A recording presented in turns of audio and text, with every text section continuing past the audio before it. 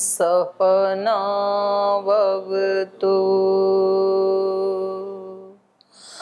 सहनौ भुनक्तु सह वीर्यं करवावहै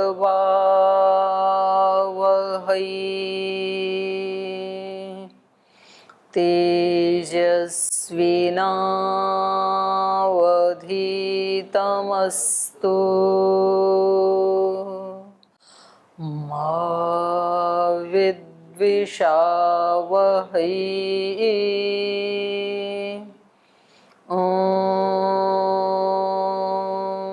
शांति शांति शांति।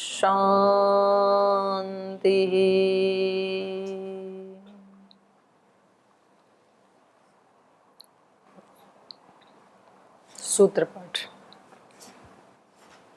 अथ विभूतिपाद। देशबन्धश्चित्तस्य धारणा तत्र प्रत्यैकतानता ध्यानम् तदेवार्थमात्र निर्भासं स्वरूपशून्यमिव समाधिः त्रयमेकत्र संयमः तज्जयात् प्रज्ञालोकः तस्य भूमिषु विनियोगः त्रयमन्तरङ्गं पूर्वेभ्यः तदपि बहिरङ्गं निर्बीजस्य व्युत्थाननिरोधसंस्कारयोरभिभव प्रादुर्भावौ निरोधक्षणचित्तान्वयो निरोधपरिणामः तस्य प्रशान्तवाहिता संस्कारात् सर्वार्थतैकाग्रतयोः क्षयोदयौ चित्तस्य समाधिपरिणामः ततः पुनः शान्तोदितौ तुल्यप्रत्ययौ चित्तस्यैकाग्रतापरिणामः एतेन भूतेन्द्रियेषु धर्मलक्षणावस्थापरिणामा व्याख्याताः शान्तोदिता व्यपदेश्य धर्मानुपाती धर्मी क्रमान्यत्वं परिणामान्यत्वे हेतुः परिणामत्रयसंयमाततीतनागतज्ञानं स शब्दार्थ प्रत्ययानामितरेतराध्यासात् संकरस्तत्प्रविभागः संयमात् सर्वभूतरुतज्ञानं संस्कार साक्षात्करणात् पूर्वजातिज्ञानं प्रत्ययस्य परचित्तज्ञानं न च तत्सालम्बनं तस्या विषयीभूतत्वात् कायरूपसंयमात् तद्ग्राह्य शक्तिस्तंभे चक्षुष्प्रकाशसंप्रयोगे अंतर्धानं सोपक्रमं निरुपक्रमं च कर्म तत्संयमादपरान्तज्ञानमरिष्टेभ्यो वा मैत्र्यादिषु बलानि बलेषु हस्तिबलादीनि प्रवृत्त्यालोकन्यासात् सूक्ष्मव्यवहितविप्रकृष्टज्ञानं भुवनज्ञानं सूर्ये संयमात् चन्द्रे ताराव्यूहज्ञानं ध्रुवे तद्गतिज्ञानं नाभिचक्रे कायव्यूहज्ञानं कण्ठकूपे क्षुत्पिपासानिवृत्तिः कूर्मनाड्यां स्थैर्यं मूर्धज्योतिषि सिद्धदर्शनं प्रातिभाद्वा सर्वं हृदये चित्तसंवित् सत्वपुरुषयोरत्यन्तासंकीर्णयोः प्रत्ययाविशेषो भोगः परार्थत्वात् स्वार्थसंयमात् पुरुषज्ञानं ततः प्रातिभश्रावणवेदनादर्शास्वादवार्ता जायन्ते ते समाधौ उपसर्गा व्युत्थाने सिद्धयः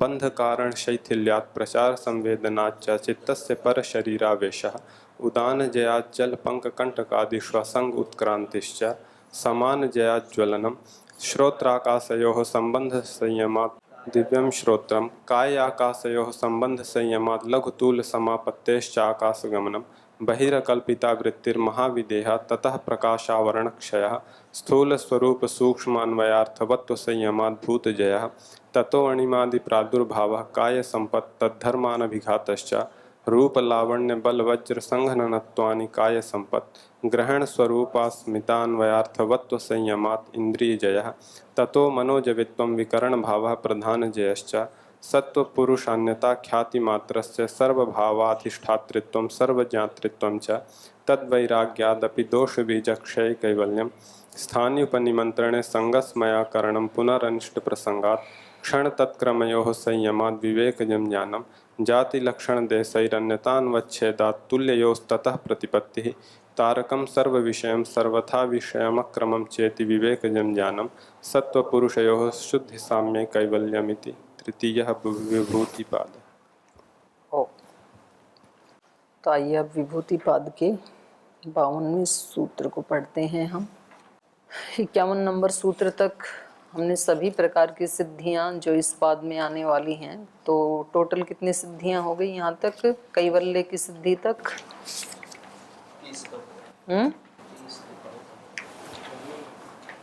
आपने काउंटिंग नहीं कर रही थी हर सूत्र के साथ? काउंटिंग करके बताओ ना, मेरे हिसाब से मत बोलो। प्रधान जाए तो उसका फल होगा, उसको भी उसके फल उसकी सिद्धि में आएगा। मनोजमित्वम वाला जो उसका फल में आएगा। नहीं, इंद्रिय जय सिद्धि है, हाँ इंद्रिय जय सिद्धि है। प्रधान जय फल इसका फल है। 30 हो गए। ठीक, तो ये मुख्य रूप से 30 सिद्धियां हैं। इनके फल भी अपने आप में सिद्धि ही हैं, पर वो इसलिए नहीं कि वहां पर किसी चीज पे संयम नहीं किया जा रहा। यहाँ पर काउंटिंग उनकी की जा रही है जब योगी संयम करता है और उससे जो सिद्धि प्राप्त होती है, उनकी काउंटिंग की है। वैसे तो उनका जो फल है इंद्रिय जय भूत जय का, वो भी अपने आप में सिद्धियां ही हैं।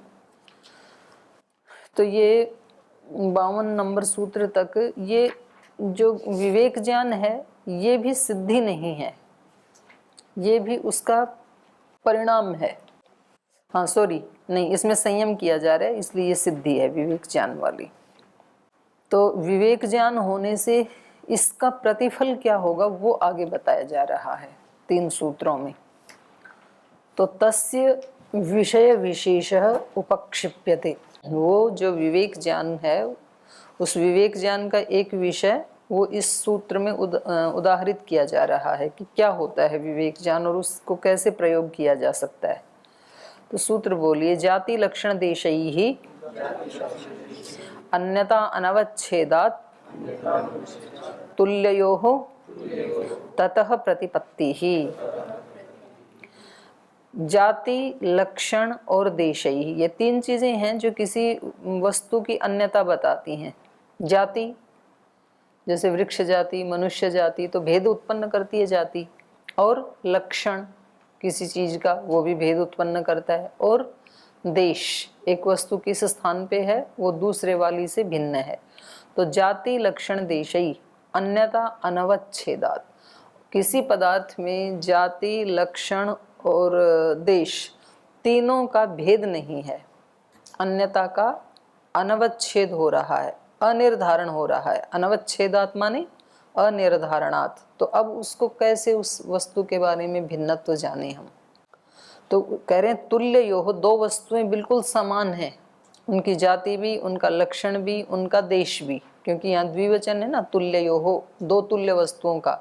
तो उनकी प्रतिपत्ति कैसे होगी उनके भिन्नत्व की? ततः प्रतिपत्ति, ततः माने विवेक से, जो पिछले सूत्र में कहा। जो वस्तुएं, जो 2 वस्तुएं जाति लक्षण देश तीनों दृष्टि से समान हैं, तुल्य हैं, उनकी अन्यता का अनवच्छेद है, अनिर्धारण है, तो ऐसी तुल्य वस्तुओं का प्रतिपत्ति, उनके भिन्नत्व की प्रतिपत्ति विवेक से ही होती है। तो भाष्य में देखिए, तुल्ययोः देश लक्षण सारूप्ये जाति भेदो अन्यतायाः हेतु। जैसे कोई 2 वस्तुएं तुल्ययोः देश लक्षण सारूप्य, तुल्य देश में है, एक स्थान में है, और उनके लक्षण भी एक ही जैसे हैं, तो वहां पर उनको भेद कौन करेगा? जाति भेदो अन्यताया हेतु, वहां उनकी जाति जो है वो उनके भेद में हेतु बनेगी। जैसे गौरियम वडवारियम, एक 2 प्राणी हैं, एक गाय है एक घोड़ा है या घोड़ी है, तो दोनों एक ही स्थान में हैं, दोनों के लक्षण भी एक ही जैसे हैं, 4 पैर हैं, 2 आंखें हैं, एक पूंछ है, ऐसे ऐसे। तो अब उनको उनका भेद कौन कर देगा? जाति कर देगी। ये गो जाति का प्राणी है और ये वडवा है। ऐसे ही तुल्य देश जातीयत्वे लक्षणम अन्यत्वकरम, और तुल्य देश में है और जाति भी दोनों की तुल्य है, तो वहां पर लक्षण भेदक बन जाएगा, लक्षणम अन्यत्वकरम। जैसे कालाक्षी गो हो स्वस्तिमती गो हो, एक काली आंख वाली गाय है, दूसरी उसके ऊपर स्वस्ति का निशान है, तो उस लक्षण ने उनको भिन्न कर दिया। ठीक है, समझ रहे हैं ना? स्वस्ति नहीं होता है चिन्ह, तो वो पहले दाग देते थे पशुओं को, पहचान रहे ताकि कि भाई हमने अपनी गाय के ऊपर ये निशान लगा दिया, तो पता लगे। कोई ना, वो अलग है, होली पे जो वो बनाते हैं गैरों आदि से, वो अलग है, वो तो था श्रृंगार के लिए। ये एक एक गोत्र के पशुओं का, ये तो उसमें भी तो आता है, काशिका में भी, वो गर्म करके लोहे को और उस प्राणी के ऊपर लगा देते थे, तो पता लगेगा कि ये किन की गो है, तो ये पता लगा कि ये आश्वलायनों की है, ये उस गोत्र वालों की है। उस गोत्र का अपना एक सुनिश्चित कोई चिन्ह होता था, वो उस पशु पे, वो तो अभी तक भी करते हैं लोग, पहले भी करते थे। तो स्वस्ति का निशान लगा दिया एक पे, तो एक पे नहीं है, एक कालाक्षी है। तो ये लक्षण ने इनकी भिन्नता को ज्ञापित कर दिया। द्वयोः आमलकयोः जाति लक्षण सारूप्यात् देश भेदो अन्यत्वकर। मानो दो आंवले हैं, तो अब इनका लक्षण भी एक है, जाति भी एक है, लेकिन देश इनका अलग अलग है। एक को उस कोने पे रखा, एक को इस कोने पे रखा। तो कह रहे हैं देश भेदो अन्यत्वकरम। यहाँ पर देश इनका भेद कर देगा। इदम पूर्वम इदम उत्तरम। ये फर्स्ट नंबर वाला आंवला है, ये सेकंड वाला है। उस साइड में है वो 1 नंबर का, ये 2 नंबर का।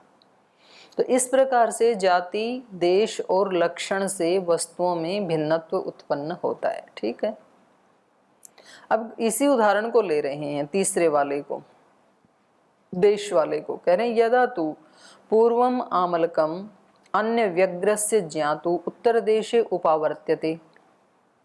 बोले ये जो उस स्थान पे रखा था फर्स्ट नंबर वाला आंवला, इसको पूर्वम आमलकम अन्य व्यग्रस्य ज्ञातु, जिसका चित्त कहीं अन्य है, यहाँ नहीं है, व्यग्र चित्त वाला कोई व्यक्ति है, वो उत्तर देशे उपावर्तते, पूर्व से उसको लुढ़का के उसको ऐसे हाथ मार दिया।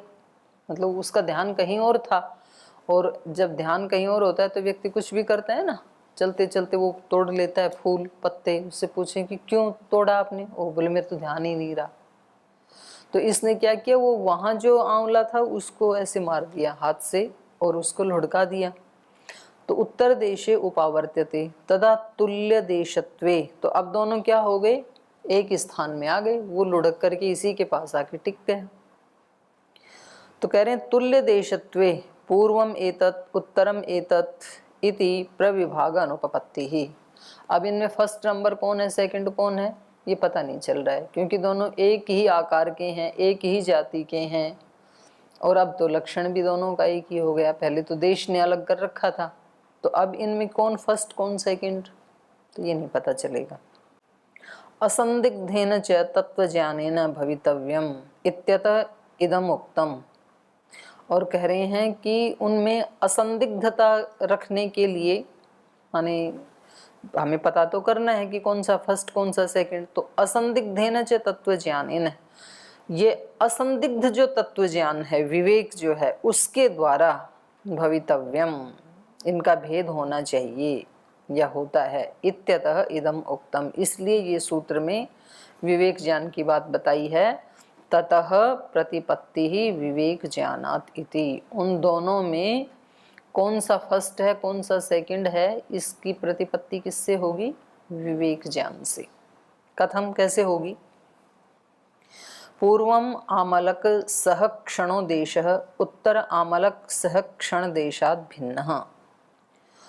पूर्व पहले वाला जो आंवला था उसके साथ पूर्व आमलक सह क्षण देश है, जिस देश में वो पहले था, तो काल भी तो जुड़ा था ना किस क्षण में।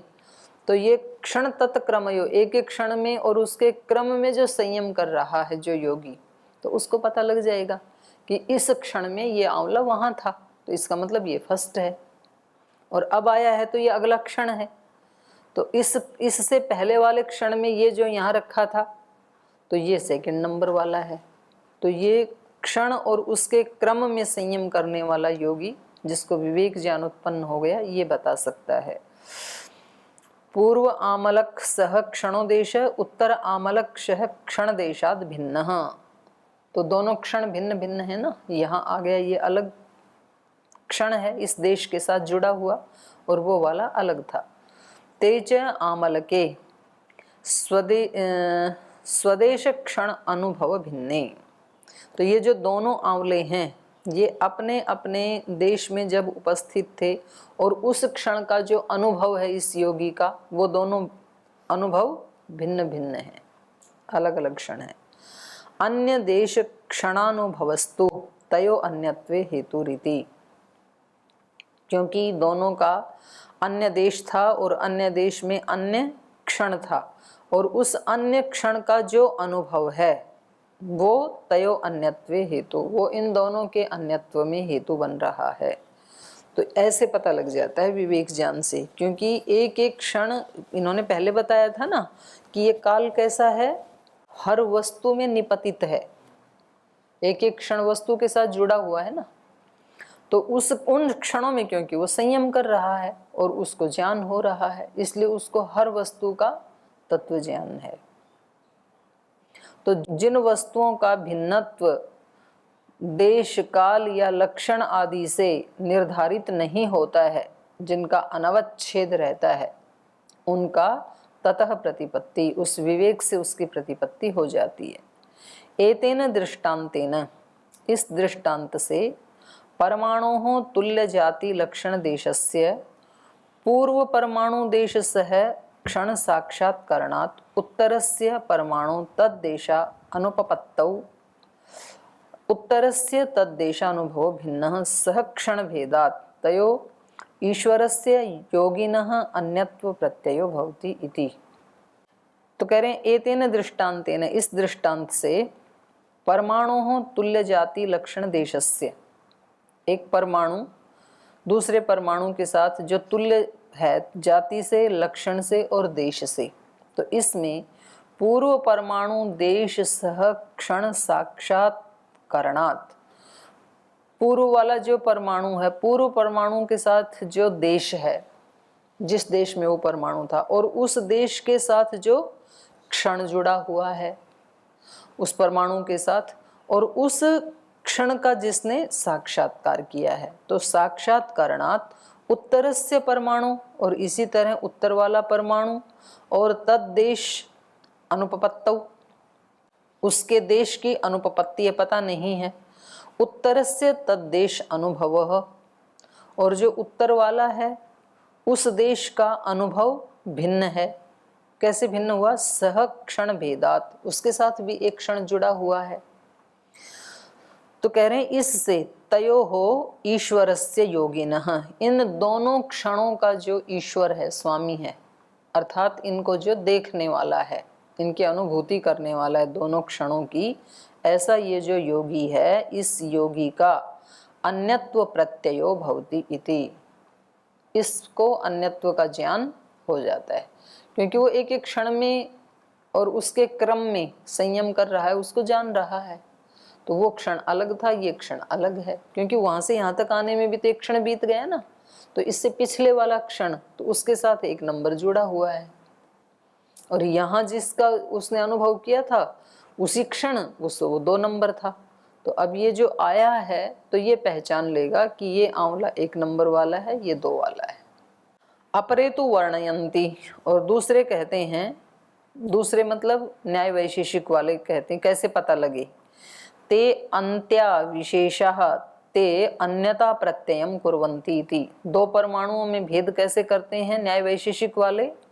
वो कह रहे हैं अंत्या, अंत में होने वाला, लास्ट में होने वाला, विशेषः, एक सामान्य होता है, एक विशेष होता है, तो उस विशेष के ते अन्यता प्रत्ययम कुर्वन्ति, उस विशेष के भिन्नत्व के का, उस विशेष के कारण भिन्नत्व का बोध होता है 2 परमाणुओं में, उनके साथ एक सामान्य जुड़ा है, एक विशेष। ये सामान्य तो सभी परमाणु हैं, पर एक परमाणु विशेष हो गया, जैसे पार्थिव परमाणु अग्नि के परमाणु से विशेष हो गया, तो ये भिन्नत्व हो जाएगा विशेष के कारण, ऐसा ये मानते हैं वैशेषिक वाले। तत्रपि देश लक्षण भेदो, तो कह रहे हैं वहां पर भी देश लक्षण भेद, मूर्ति व्यवधि जाति भेदश्च अन्यत्व हेतु हो। तो कह रहे हैं वहां पर भी ये चीजें तो जुड़ी हुई हैं, वो किसी न किसी तो देश में या किसी लक्षण वाला तो होता ही है ना, और वहां पर मूर्ति व्यवधि जाति भेदश्च अन्यत्व हेतु, वहां पर भी उसकी मूर्ति मतलब उसका आकार, और व्यवधि उसका व्यवधान, दोनों के बीच में व्यवधान, और जाति भेदश्च अन्यत्व हेतु, ये उसके भेद के, ये उसके अन्यत्व भेद के हेतु बनते हैं।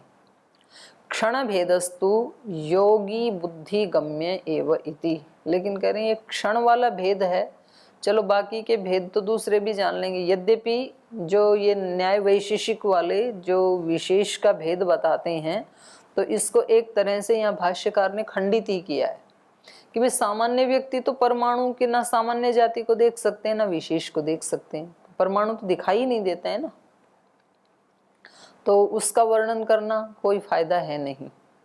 लेकिन ये कह रहे हैं कि वास्तव में ऐसी चीजों का भेद जो योगी देखता है क्षण के साथ और उसके क्रम के साथ, उसी को उचित मानना चाहिए। लेकिन ये जो भेद है ये केवल योगी बुद्धि गम्य एव इति, ये भी केवल योगी ही कर सकता है, सामान्य व्यक्ति इसका भेद भी नहीं कर सकता है। अतः उक्तम, इसलिए कहा है, मूर्ति व्यवधि जाति भेदा भावात नास्ति मूल पृथक्त्वम इति वार्षगण्यः। वार्षगण्य आचार्य कहते हैं कि मूर्ति व्यवधि जाति भेद अभावात नास्ति मूल पृथक्त्वम। जो मूल प्रकृति है उसमें तो बहुत सारे परमाणु है ना, सत्व रज तम 3 प्रकार के परमाणु हैं, तो उनका भिन्नत्व कैसे पता लगे कि कौन से सत्व के परमाणु हैं, कौन से रजोगुण हैं, कौन से तमोगुण हैं, क्योंकि वो तो इतने सूक्ष्म हैं। तो उसमें पृथक्त्व कैसे हो? मूर्ति का उसमें भेद नहीं है। मूर्ति मतलब परमाणु का जो आकार है, और व्यवधि उनमें कोई व्यवधान नहीं है, सब एक ही साथ है ना सब परमाणु, तो उसका भी अभाव है, और जाति के भेद का भी अभाव है। तो तीनों का अभाव है, मूर्ति व्यवधि जाति भेद अभावात, भेद का अभाव होने से नास्ति मूल पृथक्त्वम। इसीलिए तो मूल प्रकृति में तीनों की साम्यावस्था मानी है, उसमें पृथक्त्व नहीं कर पाते। सत्व रजस तमस साम्यावस्था प्रकृति, उसमें भेद इसलिए नहीं कर पा रहे हैं कि ना तो उसमें मूर्ति का भेद है, ना तो व्यवधान है, ना लक्षण का भेद है, ना जाति का भेद है, तो इसलिए तीनों को एक ही नाम दे दिया मूल प्रकृति।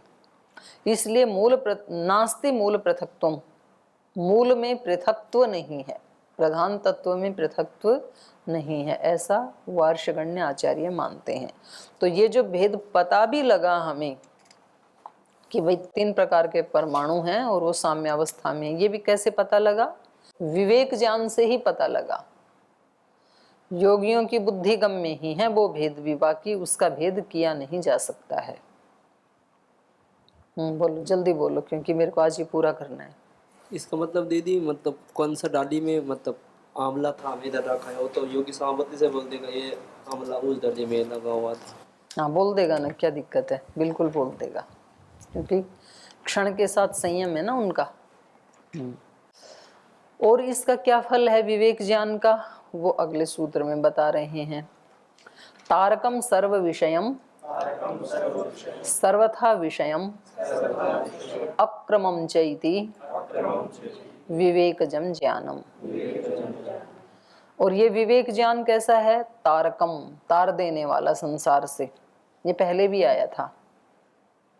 सर्व विषयम, पूरे के पूरे विषयों को एक साथ दिखा देने वाला है, सर्व विषय वाला है। सर्वथा विषयम, और सर्वथा विषयम मतलब भूत भविष्य वर्तमान सब रूपों में जान करा देने वाला है, ये सर्वथा का अर्थ है। अक्रमम च, और वो भी बिना क्रम के, एक ही साथ। इति विवेकजम ज्ञानम, ये विवेक ज्ञान है। तो इसकी महत्ता और अच्छे से बता रहे हैं।